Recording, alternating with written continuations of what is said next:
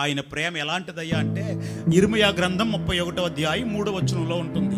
శాశ్వతమైన ప్రేమతో నేను నిన్ను ప్రేమించుచున్నాను గనుక విడువక నీ ఎడల కృప చూపుచున్నాను. ఏం ప్రేమ అంట ఆయనది? శాశ్వతమైనది. శాశ్వతమైనది అంటే అర్థమేంటి? ప్రేమిస్తూనే ఉంటుంది. నువ్వు తిట్టినా, తిరగబడినా, కోప్పడినా, మందిరానికి వచ్చినా రాకపోయినా, నీ బ్రతుకింకా మారకపోయినా ఆయన ప్రేమిస్తూనే ఉంటాడు.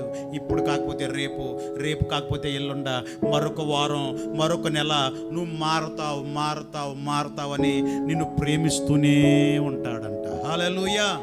మనుషుల ప్రేమ శాశ్వత కాలం ఉండదు. ఇష్టమైతే కొంతకాలం ప్రేమగా ఉంటారు, లేకపోతే అవసరమైతే కోపంగా ఉంటారు. వాళ్ళ ఇష్టం. మనుషుల ప్రేమ ఎట్లాగే ఉంటుంది, కానీ నా యేసయ్య ప్రేమ శాశ్వతమైన ప్రేమ. హల్లెలూయా.